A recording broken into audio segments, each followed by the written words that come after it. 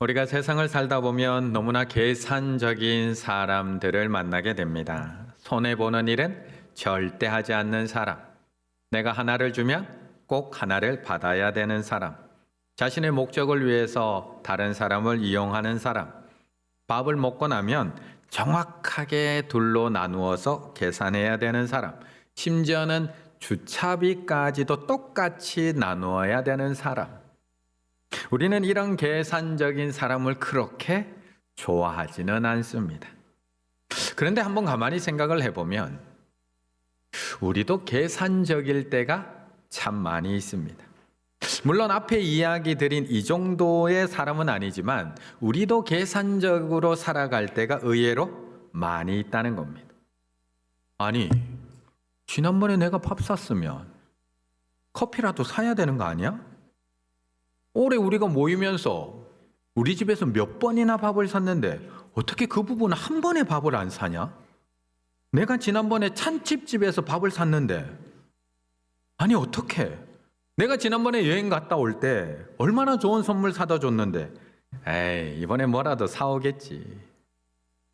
우리는 자연스럽게 계산합니다. 이것뿐일까요? 무엇보다도 고민되면서 계산되는 것이 있습니다. 축의금. 얼마를 내야 되나? 요즘 친하면 20만 원, 적당히 친하면 10만 원, 그냥 아는 사이면 5만 원이라고 하는데 얼마를 내야 되지? 은행 ATM기 앞에서도 또 고민하고 있습니다. 돈을 뽑아서 봉투에 넣는 순간까지 만지작 이거를 다 넣어야 되나 말아야 되나? 나중에 싫은 소리 듣지 말고 그냥 섭섭한 말 듣지 말고 그냥 하자 하고 축의금을 합니다. 그럼 계산이 끝났을까요? 아니요. 다음에 내 결혼식이 되면 또 계산하기 시작을 합니다. 그 친구 얼마 냈어? 그 친구 뭐야? 애까지 데리고 와서 밥 먹어놓고 지금 아이고 넌 친구도 아니다. 친구도. 우리는 혼자 자리를 놓고 혼자 상처받으며 살아갑니다. 우리가 쓰는 관용어 중에 계산기 두드린다 라는 표현이 있습니다. 사람이 계산적이라고 하면 부정적인 의미로 다가오듯이 우리는 이해타산 따지는 사람을 이기적이야 라고 표현하곤 합니다. 그런데 사실 우리들 머릿속에는 다 계산기 하나씩 다 가지고 살아가고 있습니다. 없는 분 계신가요? 의식적으로 일부러 계산기는 돌리지 않아도 무의식적으로 끊임없이 계산기를 두드리고 있습니다. 이것은 꼭 이기적이라서 그런 것이 아닙니다. 이타적인 행동을 하면서도 우리는 계산기를 두드리며 살아갑니다. 내가 자기한테 얼마나 잘해줬는데 어떻게 나한테 돌아오는 게 이것뿐이야? 아니 내가 회사를 위해서 얼마만큼 노력을 했는데 어떻게 나한테 이럴 수가 있지? 우리는 이타적인 행동을 하면서도 나의 기대와 나의 바람에 못 미칠 때, 내 계산이 못 미칠 때 우리는 분노하고 우리는 서운함이 쌓여가게 됩니다. 그리고 그것으로 인해서 관계가 멀어진다는 겁니다. 그렇다면 우리는 지금 왜 예수님을 따르고 있는 것일까요? 이렇게 계산적인 우리가 왜 지금 예수님을 믿고 예수님을 쫓아가고 있는 것일까? 25절의 말씀을 같이 한번 읽어보겠습니다. 25절입니다. 수많은 무리가 함께 갈새 예수께서 돌이키사 이르시되 아멘. 우리가 계산적인 사람을 싫어하지만 사실 우리가 얼마나 계산이 빠른지 모릅니다. 특히 한국 사람들의 계산 속도는 세계 어느 나라 사람보다도 빠릅니다.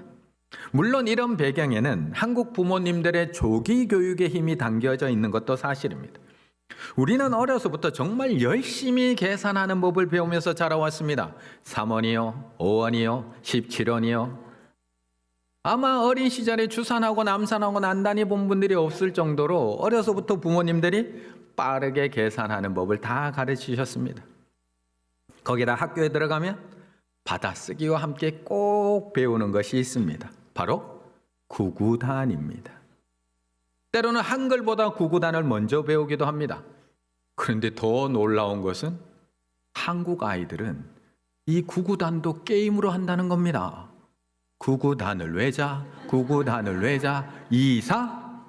바로 나오잖아요. 26? 그렇죠. 바로 나오잖아요. 이처럼 우리는 구구단을 게임으로까지 하는 사람들입니다. 이렇게 어린 시절부터 계산하는 법을 배운 우리나라 사람들은 세계 어느 나라 사람들보다 계산이 빠를 수밖에 없습니다. 그런데 우리나라 사람들만큼이나 계산이 빠른 사람들이 또 있습니다. 우리와는 교육법이 다르지만 교육과 배움만큼에는 진심이었는 사람, 바로 유대인들입니다. 25절, 수많은 무리가 함께 갈새 예수께서 돌이키사 이르시되. 수많은 무리. 그렇다면 이들은 왜 예수님을 지금 따라가고 있는 걸까요? 왜 이 수많은 무리들이 예수님을 이렇게 끝까지 쫓아가고 있는 걸까요? 손해보더라도 따라갔을까요? 남는 게 없는데도 쫓아갔을까요? 힘들기만 한데도 함께 갔을까요? 이들도 다 계산해보고 지금 따라가고 있는 것 아닐까요? 계산해보고. 마태복음 4장에 보면 이런 장면이 나옵니다. 예수께서 온 갈릴리에 두루 다니사 그들의 회당에서 가르치시며 천국 복음을 전파하시며 백성 중에 모든 병과 모든 약한 것을 고치시니 그의 소문이 온 수리아에 퍼진지라. 사람들이 모든 앓는 자 곧 각종 병에 걸려서 고통당하는 자, 귀신 들린 자, 간질하는 자, 중풍병자들을 데려오니 그들을 고치시더라. 갈릴리와 데가볼리와 예루살렘과 유대와 요단강 건너편에서 뭐라고요? 수많은 무리가 따르니라. 지금 이들은, 이 수많은 무리는 무엇을 기대하고 예수님을 따라가고 있을까요? 예수님의 병고침, 예수님의 치유와 회복, 예수님의 능력을 기대하며 예수님을 쫓아가고 있습니다. 12해 동안 혈루증을 앓았던 그 여인도, 내 친구에 의해서 병상에 실려왔던 그 중풍병자도 예수님의 치유하심을 바라보며 예수님을 쫓아가고 있습니다. 이들뿐인가요? 예수님께서 배를 타고 떠나가시는 모습을 보고도 쫓아갔던 그런 무리들도 있습니다. 예수님께서 벳세다 언덕에서 오병이어의 기적을 베푸시자 사람들은 환호하기 시작을 합니다. 기뻐하기 시작했습니다. 2만 명이 넘는 사람들이 배불리 먹고도 12바구니나 남자, 사람들은 소리 지르기 시작합니다. 가서 저 예수님을 우리의 왕으로 삼자. 모두가 흥분하기 시작을 했습니다. 그러자 예수님께서 그들을 떠나서 갈릴리 호수 건너편으로 배를 타고 가십니다. 그런데도 그들은 배를 타고 예수님을 끝까지 따라갑니다. 왜요? 요한복음 6장 바다 건너편에서 만나 랍비여 언제 여기 오셨나이까 하니 예수께서 대답하여 이르시되 내가 진실로 진실로 너희에게 이르노니 너희가 나를 찾는 것은 표적을 본 까닭이 아니요 뭐라고요? 떡을 먹고 배부른 까닭이로다. 다 계산해보고 따라갑니다. 먹을 게 있으니까 따라갑니다. 그런데 무리들만 그랬을까요? 무리들만 기적을 보고 예수님을 따라가고 먹을 걸 보고 예수님을 따라가고 온갖 기적과 병고침을 바라며 예수님을 무리들만 따라갔던 것일까? 사실 제자들도 계산 빠르기는 마찬가지입니다. 물론 예수님께 처음 부름받았을 때는 순수한 마음으로 예수님을 쫓아갔을지 모르지만 그들의 머릿속에도 계산기는 하나씩 다 들어있습니다. 자신의 그물과 배, 심지어는 아버지까지 버리고 예수님을 쫓아갔지만 제자들도 다 계산하는 바가 있습니다. 마가복음 10장 35절 세베대의 아들 야고보와 요한이 주께 나와 여짜오되 선생님이여 무엇이든지 우리가 구하는 바를 우리에게 하여 주시기를 원하옵나이다. 예수님, 저희가 무엇을 버리고 여기까지 쫓아왔는지 아시잖아요. 저희가 어떤 것까지 포기하고 얼마나 많은 희생을 치르면서까지 예수님을 따라왔는지 아시잖아요. 예수님, 저희 다 버리고 왔어요. 그물도 배도 아버지도 다 버리고 여기까지 따라왔어요. 그러면 무엇이든지 우리가 구하면 우리 주셔야 되는 건 아닌가요? 최소한 한 명은 하나님 우편, 예수님 우편에, 한 명은 좌편에 앉혀주셔야 되는 것 아닌가요? 이들은 계산기가 없었을까요? 그런데 야고보와 요한만 계산적인 게 아니었다는 겁니다. 예수님을 따르던 제자들 다 똑같이 그거 계산하고 있었습니다. 마태복음 18장 1절 그때의 제자들이 예수께 나와 이르되 천국에서 누가 크니까. 아니 이 정도 있으면 제가 더 높은 자리 가야 되는 건 아닙니까? 심지어 예수님의 십자가를 지시기 전날 밤까지도 그 식탁에 교제하는 그 자리에서도 그 누가 크냐를 가지고 옥신각신하고 있었던 것이 제자들입니다. 이처럼 사람은 누구나 계산적입니다. 수많은 무리들만 계산적이라고 생각하지만 제자들도 다 계산적입니다. 내가 예수님을 위해서 이만큼 고생했는데, 내가 예수님을 위해서 이만큼 포기했는데, 내가 예수님을 위해서 이만큼 헌신, 설마 예수님이 나한테 한 자리 안 주시겠어? 설마 예수님이 나를 모른 척 하시겠어? 우리도 똑같습니다. 계산적인 사람들을 보면서 사람들이 왜 저래? 라고 이야기하는 우리들도 똑같습니다. 우리도 똑같이 머릿속에 계산기 하나씩은 다 들어있습니다. 그렇다면 계산적인 게 나쁜 건가요? 우리 머릿속에 계산기가 하나씩 다 들어있다면 계산되는 것이 당연한 건데 사람이 계산적으로 사는 것이 정말 나쁘기만 한 건가요? 28절의 말씀을 같이 읽겠습니다. 28절입니다. 너희 중에 누가 망대를 세우고자 할진대 자기의 가진 것이 준공하기까지에 족하는지 먼저 앉아 그 비용을 계산하지 아니하겠느냐. 아멘. 우리가 계산적인 사람은 싫다고 말은 하지만 우리는 모두가 다 계산적인 사람들입니다. 얼마나 계산적인지 아세요? 심지어는 계산기를 꺼야 하는 관계 속에서도 우리는 계산적인 사람입니다. 부부관계, 계산기 꺼야 되나요? 켜놔야 되나요? 그런데 여전히 켜져 있습니다. 왜 나만 희생해야 되는데? 왜 나만 매번 참아야 되는데? 우린 여전히 계산기 켜고 살아갑니다. 부모와 자식 관계에는 계산기 껐다고 생각하시나요? 내가 너를 위해서 얼마나 애를 썼는데, 내가 너 하나 키운다고 내가 얼마나 헌신을 했는데 어떻게 네가 나한테 그런 소리를 할 수 있니? 우리는 부모와 자식 관계 속에서도 계산기가 켜져 있습니다. 무조건 다 줄 것만 같은 관계 속에서도 우리의 계산은 멈출 수가 없다는 겁니다. 그렇다면 계산을 안 하며 사는 게 맞을까요? 아니면 계산을 제대로 하는 게 맞을까요?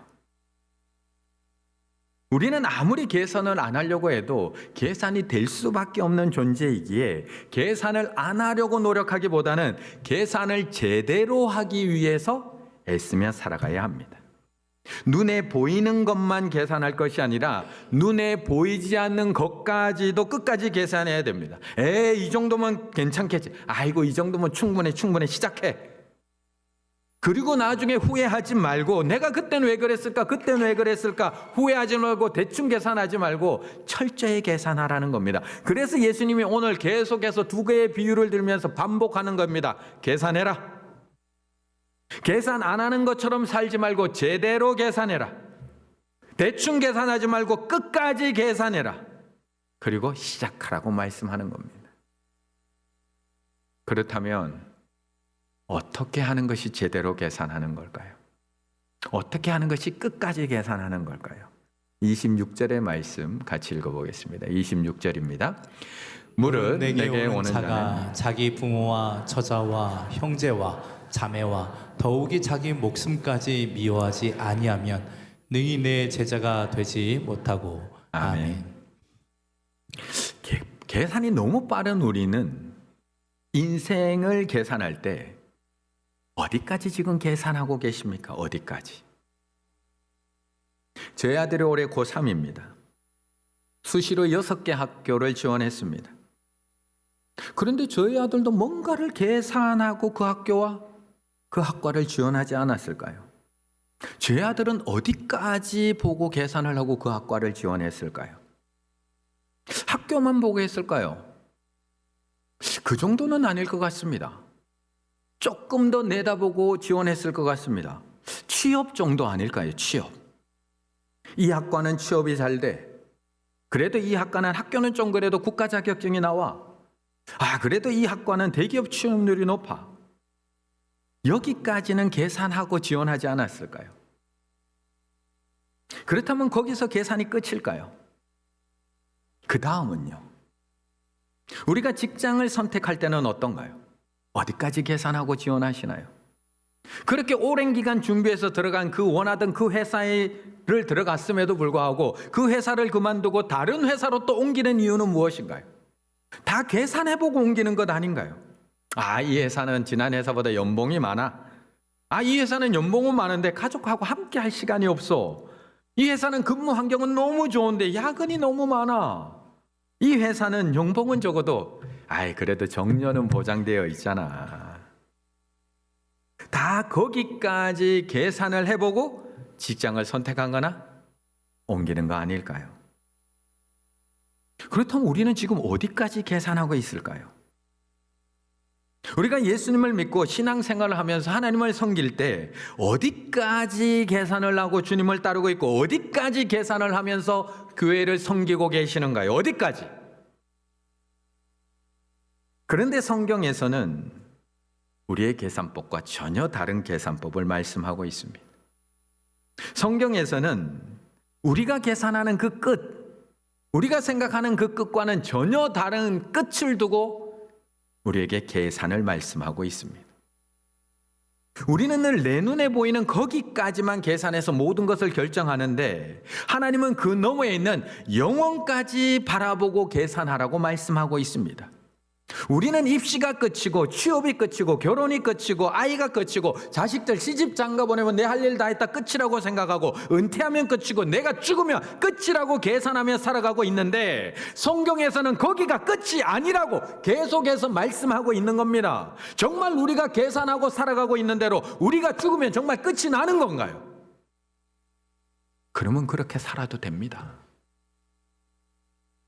그렇게 편하게 살아도 됩니다. 그런데 요한복음 5장 29절에서는 우리에게 그렇게 얘기하고 있지 않습니다. 선한 일을 행하는 자는 생명의 부활로, 악한 일을 행하는 자는 심판의 부활로 나오리라. 죽음이 끝이 아니라고 얘기합니다. 죽은 자의 부활도 그와 같으니 썩을 것으로 신고 썩지 아니할 것으로 다시 살아나며. 죽음으로 끝이 아닙니다. 그러면 부활로 끝이 나는 건가요? 우리가 부활하는 걸로 그대로 우리 부활해 이걸로 끝이 나는 건가요? 히브리서 9장 27절 한 번 죽는 것은 사람에게 정해진 것이요 그 후에는 심판이 있으리니. 부활로 끝이 아닙니다. 곧 생명책이라 죽은 자들이 자기 행위를 따라 책들에 기록된 대로 심판을 받으니. 심판이 있습니다. 심판으로 끝인가요? 성경에서는 여기도 끝이 아니라고 말씀합니다. 베드로전서 5장 4절 그리하면 목자장이 나타나실 때에 시들지 아니하는 영광의 관을 얻으리라. 시험을 참는 자는 복이 있나니 이런 시련을 견디어낸 자가 주께서 자기를 사랑하는 자들에게 약속하신 생명의 면류관을 얻을 것이기 때문이라. 도대체 어디가 끝인가요? 정말 죽음이 끝인가요? 그러면 그렇게 사셔도 됩니다. 그런데 성경에는 거기가 끝이 아니라고 얘기합니다. 우리가 부활할 것이고 심판대 앞에 설 것이고 생명의 면류관을 받게 될 것이라고 말씀하고 있는 겁니다. 그래서 오늘 예수님은 자신을 따라오고 있는 이 수많은 무리들을 향해 뒤돌아서서 이렇게 말씀하고 있는 겁니다. 끝까지 계산해보고 나를 따라오라고 말씀하고 있는 겁니다. 그냥 대충 계산해보고 나를 따라오지 말고 제대로 계산해보고 나를 따라오라고 말씀하고 있는 겁니다. 눈앞에 있는 것, 먹을 것만 보고 나 따라오지 말고 화려해 보이는 기적만 보고 나 따라오지 말고 질병 낫게 하는 치유만 보고 나 따라오지 말고 남들보다 높은 자리 그거 갖고 티격태격에 싸우면서 그 자리 보고 나 따라오지 말고 끝까지 제대로 계산해보고 나를 따라오라고 말씀하고 있는 겁니다. 그래야지만 집다 멈춘 그런 건물들처럼 중간에 멈춰지는 것이 아니라 끝까지 예수님을 따라갈 수 있기 때문에 잘 계산해보고 따라오라고 얘기하고 있는 겁니다. 26절, 27절, 33절 물은 내게 오는 자가 자기 부모와 처자와 형제와 자매와 더욱이 자기 목숨까지 미워하지 아니하면 능히 내 제자가 되지 못하고 계산해보지 않고 쫓아오면 능히 내 제자 되지 못하고 누구든지 자기 십자가를 지고 나를 따르지 않는 자도 능히 내 제자가 되지 못하리라. 33절 이와 같이 너희 중에 누구든지 자기의 모든 소유를 버리지 아니하면 능히 내 제자가 되지 못하리라. 끝까지 계산 안 해보면 어떻게 자기의 소유를 다 버릴 수가 있습니까? 계산해 본 사람만이 끝까지 쫓아갈 수 있다는 겁니다. 로마의 신학자이자 역사학자였던 유세비우스가 예수님이 오시고 난 기원 후 300년경에 유세비우스 교회사라는 책을 씁니다. 거기에 보면 12사도들의 마지막 모습을 자세하게 기록해 나왔습니다. 처음에는 눈앞의 것만 계산하고 예수님을 쫓아갔던 제자들이 성령을 받은 이후 예수님의 십자가에서 죽고 부활한 이후에 예수님을 보고 난 이후에 예수님을 따라간 모습이 어땠을까? 그들의 모습은 이랬습니다. 베드로 자진하여 십자가에 거꾸로 매달려 처형이 되었습니다. 안드레 아가야에서 X자형의 십자가에 못 박혀서 순교했습니다. 야고보 헤롯 아그리파 1세에 의해 순교했는데 목베임을 당해 순교했습니다. 요한 소아시아 에베소에서 활동하다가 도미티아누스 때에 반모섬에 유배가 되었습니다. 빌립 터키 소아시아에서 채찍질을 당하고 감옥에 갇힌 후에 기둥에 매달려 처형당했습니다. 바돌로메 산채로 살가죽이 벗겨진 후 십자가에 못 박혀 머리가 베어져 순교했습니다. 도마 인도 코르만델에서 창으로 몸이 관통되어 죽임을 당했습니다. 마태 민을창 끝이 세 가닥으로 갈라진 도끼 창 갈고리를 하나로 묶어놓은 무기로 살해당했습니다. 알페의 아들 야고보 12사도 중에 최초로 참수형을 당했습니다. 다데오 아수르와 바사에서 전도하다가 십자가형으로 순교했습니다. 시몬 페르시아에서 거꾸로 매단 채 톱으로 몸을 잘라 죽임당했습니다. 마띠아 터키 가파도기아에서 복음을 전하다가 돌매질을 당하여 죽었습니다. 대충 계산해서 절대 따라갈 수 없습니다. 이 땅만 계산해서 절대 못 따라갑니다. 눈에 보이는 것까지만 계산해 보면 수많은 무리로 살아가는 것이 훨씬 똑똑한 겁니다. 훨씬 이득입니다. 대충 계산해 보면 왜 맨날 나만 참아야 되고 왜 내 맨날 나만 견뎌야 되고 왜 나만 죽으라고 하는지를 모르겠습니다.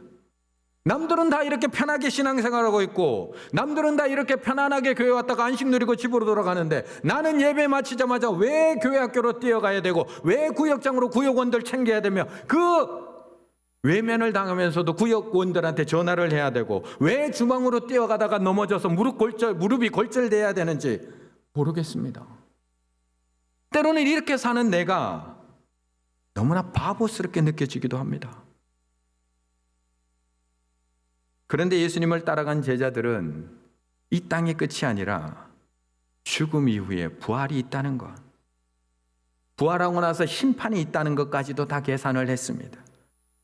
지금은 비록 나만 참아야 하고 견뎌야 하고 순종해야 하지만 우리가 마지막 날 하나님 앞에 설 때에 하나님께서 우리를 위해서 준비해 놓으신 그 생명의 면류관, 영광의 면류관이 있다는 것까지도 철저하게 계산했습니다. 그래서 제자들은 죽는 줄 알았지만 모든 것을 다 버리고 예수님을 끝까지 따라갈 수 있었던 것입니다. 우리 충일의 성도님들, 계산하십시오. 우리의 머릿속에는 다 계산기가 있습니다. 안 하려고 해도 안 할 수 없습니다. 오늘 아침에 올 때부터 다 계산합니다. 그렇다면 계산하십시오. 하지만 대충 계산하지 말고 제대로 계산하십시오. 눈앞에 있는 것만 계산하지 말고 끝까지 계산하십시오. 이 땅의 것만 계산하지 말고 영원한 하나님의 나라까지 계산하십시오. 자식들 앞에서 내 모습이 어떨지만 계산하지 말고 하나님 앞에 내가 섰을 때 어떤 모습으로 서게 될지 어떤 면류관을 받게 될지 그것까지 계산하십시오.